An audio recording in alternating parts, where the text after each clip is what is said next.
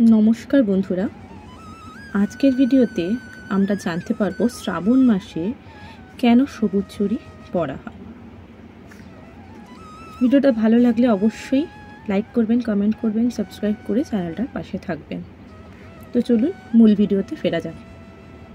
শ্রাবণ মাসকে বলা হয় দেবাদিদেব মহাদেবের জন্ম মাস। এই মাসে মহাদেবের বিশেষ পূজা অর্চনা করা হয়ে থাকে। এই বিশেষ মাসে একটি প্রথা প্রচলন আছে, যেটি কিনা মহিলারা পালন করে থাকেন। আপনারা অনেকেই হয়তো দেখেছেন শ্রাবণ মাসে মা বোনেরা হাতে সবুজ কাচের চুড়ি পরে থাকেন, কিন্তু আপনারা অনেকেই কিন্তু তা জানেন না যে কেন হাতে কাচের সবুজ চুড়ি পরা হয়, বা যারা পরিধান করেন তারাও নিজেরাও বলতে পারেন না। তো চলুন আজকে এর পিছনের কারণ কি, কেন কাচের চুড়ি, সবুজ রঙের কাচের চুড়ি এই শ্রাবণ মাস জুড়ে মা বোনেরা হাতে দিয়ে থাকে সেটাই জানব। সবুজ রং একটি পজিটিভ রং। কোনো শুভ কাজে সবুজ রং আমরা ব্যবহার করে থাকি। এছাড়াও সবুজ রং হলো মহাদেবের অত্যন্ত প্রিয় রং। সবুজ রঙকে সুখ ও সমৃদ্ধির প্রতীকও বলা হয়ে থাকে। বিভিন্ন শুভ অনুষ্ঠানে কিন্তু এই সবুজ রং ছাড়া চলে না।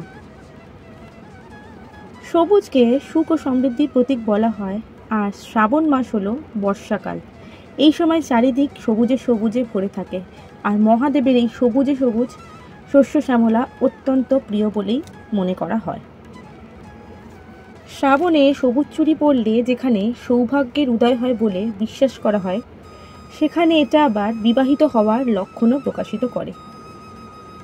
ধর্মীয় বিশ্বাস অনুসারে শ্রাবণ মাসে সবুজ রং ব্যবহার ও সবুজ চুড়ি পরলে নাকি ভাগ্য আলোকিত হয়। শুধু বিবাহিত মহিলারা না, এখন অবিবাহিত মেয়ে বোনেরাও সবুজ চুড়ি পরিধান করছে।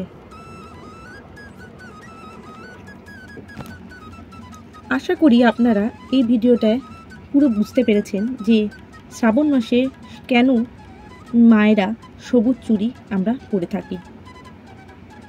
আপনারা মহাদেবের পুজো করার সময় অবশ্যই সবুজ চুড়ি এবং সবুজ পোশাক পরার চেষ্টা করবেন।